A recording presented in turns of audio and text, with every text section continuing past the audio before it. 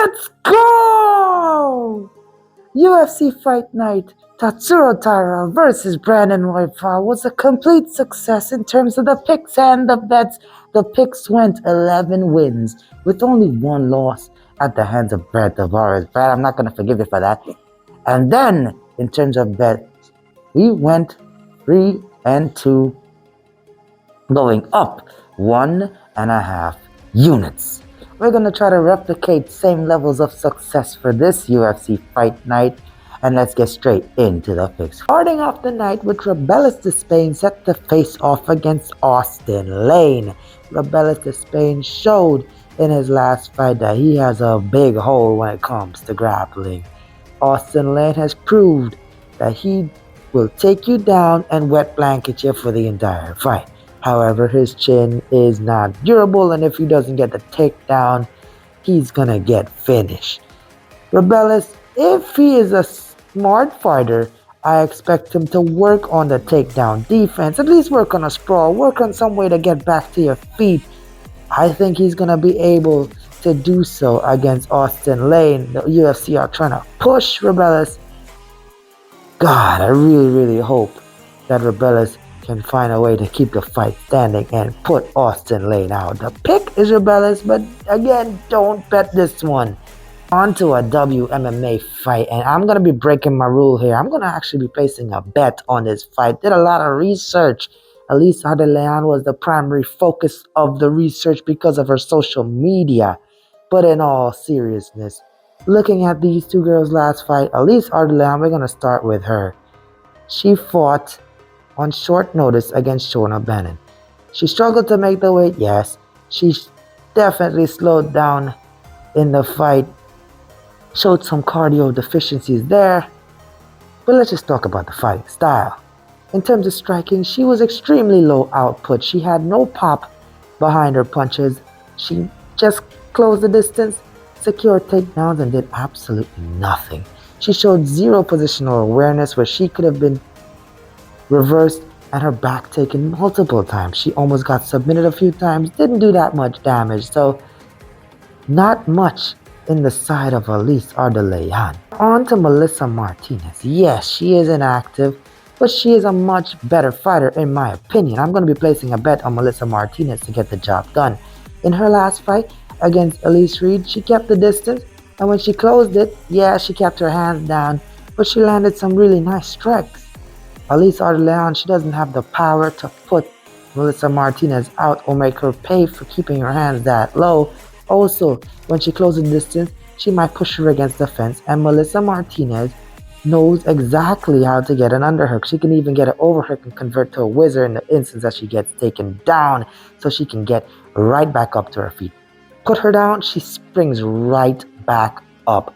Once this fight stays standing, Melissa Martinez gets it done with ease. So I think Melissa Martinez is going to get the job done by decision. On to the next one.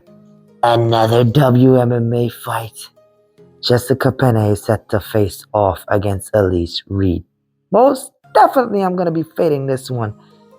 But Elise Reed didn't really show much in the UFC as of late. She is a much younger fighter. Jessica Penne is 41. Elise Reed, I believe, is 31. Jessica Penne is a grizzled vet. She has a black belt in jiu-jitsu, so she is a good grappler. Didn't show that in her last fight, but she is a good grappler. I think she managed to get the fight down to the ground, either control Elise Reed or finish her by submission. Again, no bet for this one, but I'm favoring the underdog to get the job done here. Another WMMA fight. Make it stop! We have Joselyne Edwards versus Tamires Vidal. Now, Tamires Vidal looked terrible in her last fight against Melissa Gatto. Got kicked in the tit and called it a night. Joselyne Edwards, she is a good striker, but a really bad grappler. Tamires Vidal, once the fight gets down to the ground, it's fairly her fight. She's a brown belt in Brazilian Jiu-Jitsu, but she sucks. She really sucks. So I think Joselyne Edwards gets the job done by decision. Not going to stay too long on this one. Next up, we have Brad Katona set to face off against John Matsumoto. John Matsumoto in his Contender Series fight looked phenomenal, a world beater. And in his UFC debut, he actually managed to finish Dan Argueta. You see how hard he is to finish. Cody Haddon, all finishes in his record, landed the cleanest shots he could land on the Dan Argueta, and he couldn't get Dan out of there. So John doing that just aged really nicely.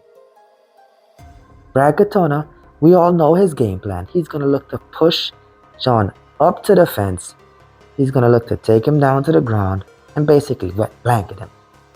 In terms of striking, I don't think he has anything to offer, and I do believe John Matsumoto gets the job done. The odds are too low because John could finish him, but he could also take him to decision. So, no bet, but the pick is John Matsumoto to get the job done. Next up, we have Matheus Nicolau set to face off against Almabayev. Matheus Nicolau getting knocked out by Brandon Royval and Alex Perez. Who gets knocked out by Alex Perez nowadays? And Almabayev is on a hot streak in the UFC. I think Asu gets the job done here, guys. In terms of method of victory, he can either get it done by submission or decision. I lean more towards the decision, but I'm not going to be placing a bet on this one. This fight night, I'm scrambling for bets here, guys. I got 4 bets on the night. 1 would be Melissa Martinez, and then 3 coming up. Next up, we got Darren the Damage Elkins set to face off against Daniel Pineda. Now, Daniel Pineda starts off like a bat out of hell. He's going to be going for that finish early.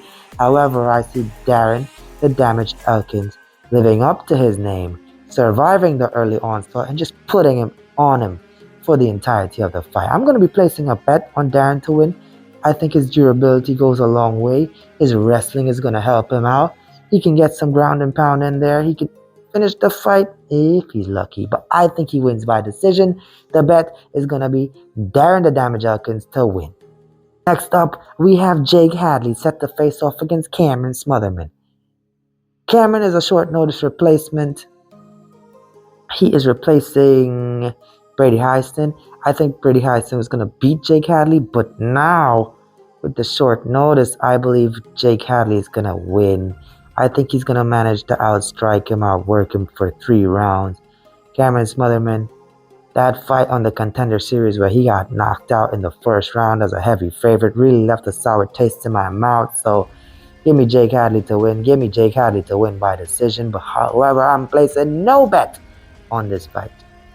Next up, we got Sumudaerji set to face off against Charles Johnson. Now, Charles Johnson has been active, and I believe he can continue his winning streak against Sumudaerji. The play is going to be Charles Johnson to win over 1.5 rounds. In his past couple fights, his striking has looked crazy. Against Jake Hadley, his striking looked really nice. Against Josh Ravan, he managed to get an uppercut finish from hell. Sumudaerji, I don't see him being able to last with a guy like Charles Johnson. However, Charles Johnson is not really a finisher. That Joshua Van fight was kind of an anomaly. So the fight should definitely go over 1.5. There's good value on that. So Charles Johnson to win over 1.5. Next up, we got the co-main event of the evening. We have Kyler Phillips set to face off against Rob Font. Now, let's be honest here, guys. Rob Font looks like a very, very angry version of Kyler Phillips, in my opinion. Like, he can be on the commercial for Snickers. You're not you when you're hungry. After he takes a bite of that Snickers bar, he turns into Kyler Phillips. But I strayed away from the point. I think Kyler Phillips is a fantastic striker, and he should be able to move away from the power shots that Rob Font throws his way, land some really nice strikes of his own, cruise his way to a decision. So yeah, give me Kyler Phillips to win by decision. On to the main event of the evening. This one is such a hard one to predict. We have Anthony Fluffy Hernandez as the face-off against Michel Pereira in a 5-round fight that's definitely not going to go 5 rounds. Here's the thing. Michel Pereira, we know he has some cardio issues, and his fighting style is very, very explosive. We haven't seen much of the cardio issues as of late because he's finished his fights early, but we know they're there. And we know Fluffy Hernandez is going to expose it if he manages to get the fights into the later rounds. However, that's a problem right there. When you're relying on your cardio to win a fight, when you're relying on your chin to survive early onslaughts, that may catch up to you. And I see it catching up to him in this fight. Michel Pereira has a really, really nice first round in him. And Anthony Hernandez, he likes to get hit a bit too much for my liking. I think Michel Pereira lands some really nice shots on Anthony Hernandez. He's going to smile through it, but he's just going to get hit over and over and over, and it's going to put him out eventually. So I'm not going to be placing a bet because it's so hard to predict, but I think Michel Pereira gets the job done. Another underdog to win. Let's try to repeat last week's success in this one. Be sure to leave a like, comment what you think about the plays down below, subscribe, follow me on TikTok, follow me on Twitter, support the channel on the Patreon, and I'll catch you in the next one. Until then, game time.